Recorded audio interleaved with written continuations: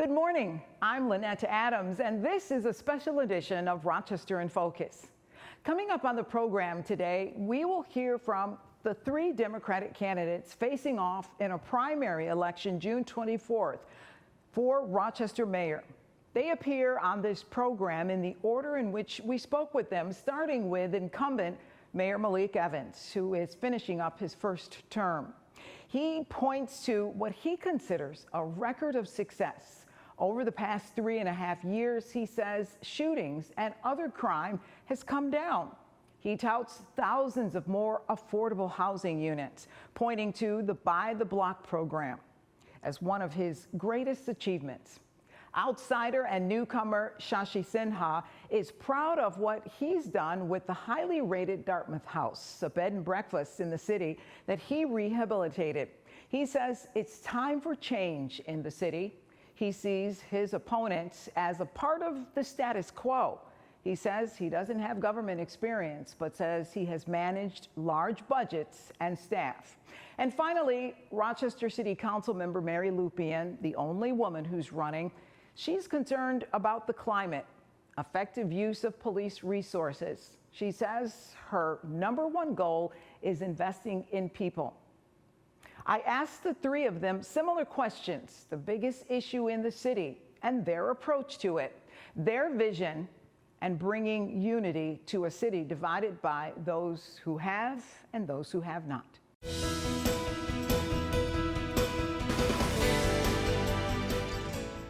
We are talking with the candidates for mayor for 2025, the mayoral race, starting with our incumbent, Democratic Mayor Malik Evans. Thank you for being here today. Good to be here. Thanks for having me on. Let's talk about, first of all, just to let you know, I'm asking all of you the same questions. So let's start with what you see as Rochester's most pressing issue and how you will tackle it in the next 4 years. Well, I think we have a lot of pressing issues and a lot of them that need to be tackled. But I say one of the ones that is often hidden in Rochester and the region is our opioid issue. You hear a lot about gun violence, and we've really zeroed in on that. I launched the Mayor's Office of Violence Prevention, which is zeroed in on gun violence. Rochester led the nation 2 years ago in terms of reductions in shootings this past year, down 53%. So we've done some great work as it relates to gun violence in the city through the Mayor's Office of Violence Prevention and through our process of prevention, intervention, and suppression. But an issue that still is a major challenge in our community, it doesn't get a lot of attention because it's hidden, is our opioid epidemic, which is far and wide, not just in Rochester, but also in the broader community. And it's why I launched our neighborhood ambassador program, why we have an opioid task force and steering committee. We are still losing way too many people to the opioid epidemic. And that is a major issue that we have to make sure that we work on. Another issue, it will continue to be an issue for years to come, is housing. It's why Rochester, again, is a leader in terms of new housing development. Rochester is the only city currently that is partnering with the private sector to build single-family homes. We know that there are people who have been waiting for years to be able to get into a single-family home, and through our Buy the Block program, but also through our partnerships with organizations like First Genesis and Rochester Housing Partnership, we said, let's work together to build as much as we can. And it's why in the last 3.5 years, we've built close to 5,000 new affordable and market rate housing units. So those are still important issues that will be important. And then the last one I'll say that is extremely important is mental health. Mental health is absolutely critical. I think it's up there. It leads to a lot of the violence. It leads to a lot of the opioid addiction. And it's why we've expanded our mental health offerings, expanded the person in crisis team, why we've expanded mental health supports in both our centers as well as in our libraries, because we think that mental health is also at the foundation of what we see in terms of a lot of the challenges that people have in our community. Let's talk about your vision. What is your vision for the next 4 years? A safe, equitable, prosperous Rochester is the vision. Safe is extremely important. You can't have safety, and without safety, you can't have equity, and without equity, you will not lead to prosperity. And that is what we want to make sure that we have in Rochester. It's why we launched the Office of Financial Empowerment, which is all about making sure that we build up the economic development in our city. And it's about 3 things: entrepreneurship, home ownership, and youth. And that's why we're launching this fall, we're launching our Future Fund account, which will give every single kindergartner in the city of Rochester starting this fall a savings account that they will be able to carry through their high school years. It's why we're continuing with our Buy the Block program to build houses in redline neighborhoods where people have been left out, left behind, and not been able to get into the system. It's why we launched our positive rent recording program through the Office of Financial Empowerment to say, if you're a renter and you want to be able to improve your credit score, we're gonna be able to help you do that. And that's why we have our financial empowerment centers as well. So we are trying to seed people with the knowledge from a financial perspective to make them stronger. That's why our workforce development program is important, why we have more young people working in the city of Rochester than ever before, and why we also are doing it also for our adults as well. So those are very, very important programs for us, and it's why we want to make sure that vision is seen, that it's a prosperity vision. Because if you're going to bring down poverty, you have to give people opportunity. And you can't have opportunity if you don't create the conditions for it. And that's what we want to be able to do. And we know that if someone wants to be able to be a business owner, the city of Rochester, we want to be able to help them do that. And we've done that through our Office of Financial Empowerment as well, through our Prosperous 50 program, which takes business owners and gives them the tools to be able to expand their business. And my final question is, you talk about unity. I know you talked about it in your State of the City. How do you go about bringing unity to the city of Rochester? I've heard it said over many years, there are two Rochesters, the haves and the have-nots. How do you unify those two and every other group in Rochester? You have to bring people together, and you have to go to the places where people feel disconnected and left out. So when we're building this new interloop project, for example, $200 million project, you have to go to the neighborhoods of people who feel shut out and feel left out and bring them into the process. It's why our Rochester University is so very important. It's why our Neighborhood Ambassador program is so important. It's why our Neighbors in Action program that we just launched, this innovative program, 47 community-based organizations with neighborhood people who are grassroots on the ground, bringing them into the conversation so they know that they have a role and a voice to play in the city.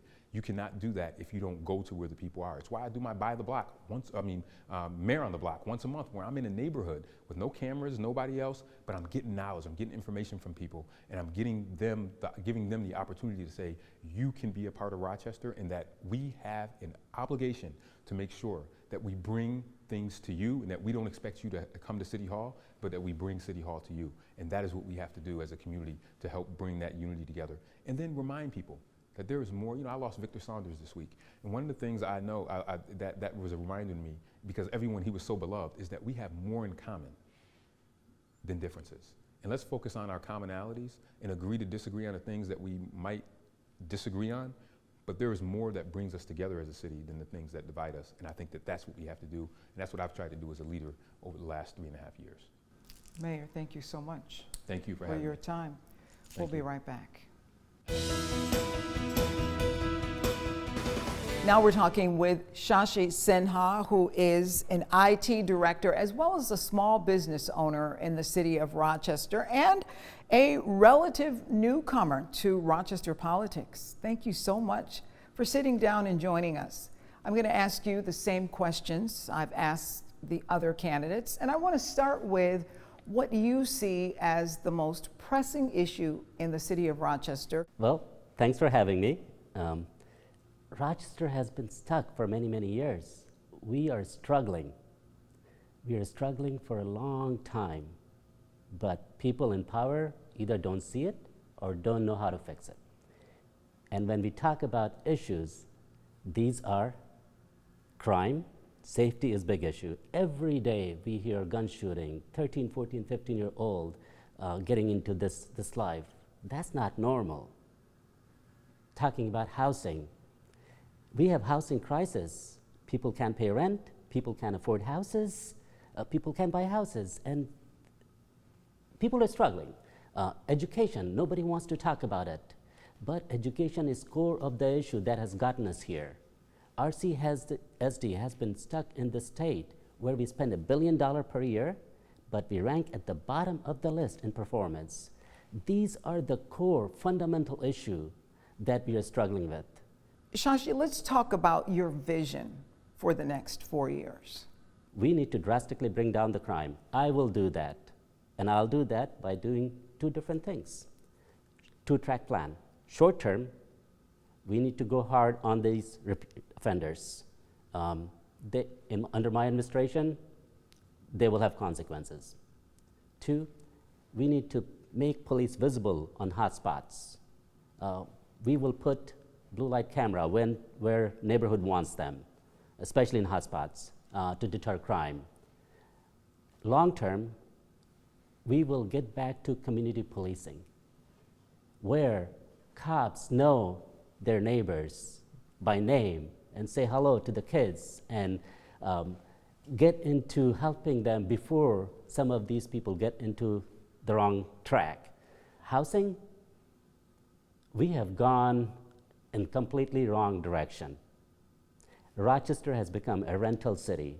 62% of our residents live in rental units, and it's proven when a city of this size goes that much high on rental, city goes in decline. We will reverse that. We will build 4,000 housing unit for ownership, not for rental, affordable housing unit all over the city, especially in the poor neighborhoods where people are struggling. And I will do that. We will build that at build and sell at cost, all between $80,000 to $125,000. It will move those 4,000 units, 5% of population from rental to ownership. And when we know that when ownership goes up, city improves, people take pride in it, they build generational wealth. With rental, all you're stuck with paying rent. You stay where you are.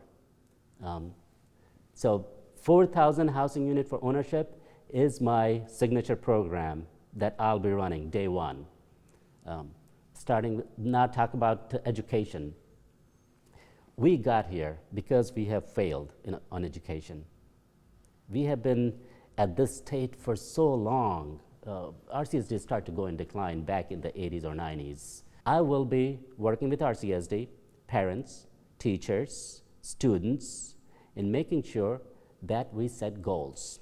Come up with a plan that is very measurable year over year over year. I'll be appointing a chief of education to work with all different parties to set up the goal and make sure the $1 billion budget that we have goes in the right places towards kids and towards teachers and teaching those kids. For many years, I've heard the term the haves versus the have-nots in the two Rochesters. Mm-hmm. How do you bring everyone together? How do you unify the city? So my vision is focused on people who are struggling. We will lift them up. We will give job opportunity to those folks. And let me tell you how I do that. When I talk about, this is just one example. When I talk about building 4,000 housing unit for ownership, I will not be giving this to any developer to build. This is growth from within I am talking about. I will hire people who are struggling within the city, people who don't have job, or people who are underemployed. We will give them good paying job. This will be modular houses or innovative new design that will not require a lot of training. It's assembly. So we can train people quickly. People who have gotten into the wrong path, this will be their way out. A career, a good paying job. They will build those houses. People from within, people who live in Rochester. And after the houses are built, think about this. One day, those same people will end up owning those houses. They will build generational wealth, not stuck in paying rent for the eternity. So this is just one example of lifting people up who are struggling. This is my vision, and I want to bring growth to the city. We are stuck in this, to be honest, city is managing the decline that we have been stuck in for so many years. So this maintenance mode, we need to get out of this. I will take us out of it. We will get into the growth plan. So that's how we'll bring people together, because it is about economics, a lot of it. And I'm talking about economic revival of Rochester. I will be putting Rochester back on the map. Shashi Sinha, running for Mayor of Rochester. Thank you so much Thanks for for having joining me. us. Thanks for having me, yeah. And we'll be right back. We're talking now with Mary Lupien. She's been a member of the Rochester City Council for the past 5 years, but she has diversified experience in education, in IT, running a soup kitchen, and she's worked on housing issues as well as climate issues in the city of Rochester. Thank you for joining us. I'm so glad to be here. Excellent. So let's talk about your run for mayor, the only woman running for mayor. I did ask the other three questions that I'd like to start out with you as well. And the first one would be, what do you see as the most pressing issue in Rochester, and how would you approach it? I'll answer that with a caveat, is that it's not any one issue that's going to solve all the problems. But if I had to pick one, I would say housing. Right now, it is extremely hard to find an affordable place to live. And housing is the foundation. It's the stability which a family can build a life. There was a recent report done that we had a housing forum, and RMAPI came to us and told us that there were 77 units of affordable housing available and 44 units of deeply affordable housing available. That's it. And so people used to come to me and say, if you hear of an apartment, let me know. And I used to be able to answer that question, and it feels really helpless now, because I don't know what to tell people. There's just nothing available. We've seen this happening. It's been a slow moving train for years, and really in the last 4 years it's sped up. And for years we were fighting with the city. I organized with the citywide tenant union. We were begging them to acknowledge that there was gentrification happening and that our neighbors were getting displaced, and they denied it until it was too late. Now you can't deny it, it's obviously happening. I live in the Beechwood neighborhood and on Parcells Ave, and in the last 4 years, my home price has doubled, which, many people think that that's a good thing, but what that means is that all of the rents and the housing has increased in value, just skyrocketed, and people can't afford it. And so they're getting pushed out of their homes, and our homeless population is growing, and it's really hard to track because you may not be homeless on the street. You might be sleeping on a couch. You might be, some of my students are 11 people to a 1-bedroom apartment. So, it's going unnoticed, but it's a huge problem. And unlike our current mayor, I don't believe the solution to homelessness is taking people's tents away, as happened 5 days before Christmas. Talk about your vision for the city of Rochester. What do you hope to accomplish over the next 4 years?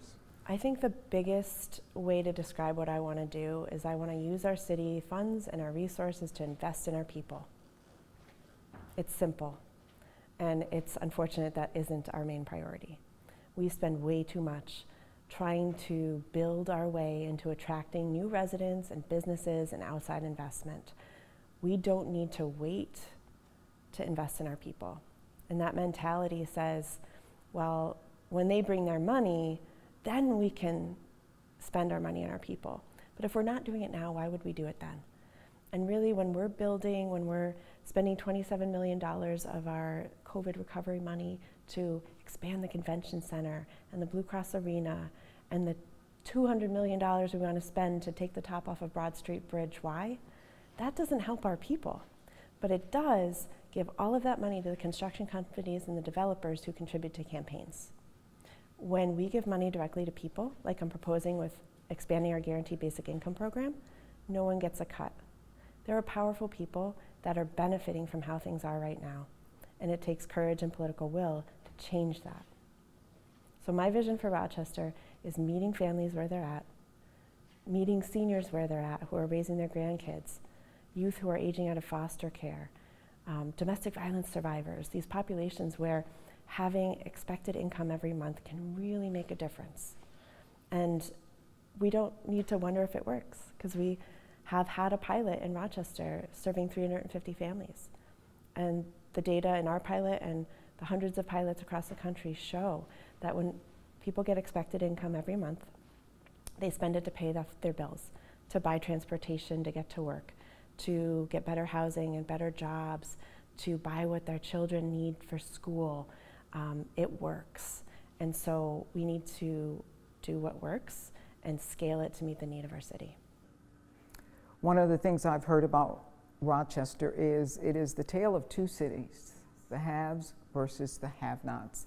How would you unify these two cities? I'll say two things about when I see the two Rochesters come together, and it's beautiful. It's the free shows at the Jazz Festival, where everyone is just enjoying the music and it feels like the barriers have been knocked down, and the tragedy of the closing of Carlson Y, where, and that's where I went, where the people I was serving at the soup kitchen, and the people in the business suits from downtown, we could all do yoga together. It was incredible. And I think that the thing that unites us is we all want to see Rochester thrive. And I represent the East District, which is, the wealthiest and whitest part of the city. It is a diverse district. We have Beechwood and Market View Heights, and then we have East Avenue and Park Avenue. But the two sides of my district really are united in wanting to see everyone thrive. I was elected on, affordable housing and police accountability and transportation, things that maybe don't impact part of my district. But they know that we need to work on those areas if we really want to live in the city that we all know can be possible. Mary, thank you so much. Yeah, you got it. And we'll be right back.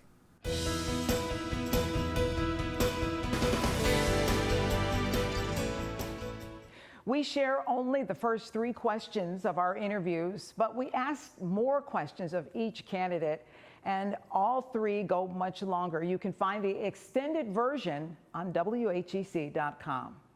And don't forget, if you would like to join us as a guest on Rochester in Focus, we'd love to hear from you.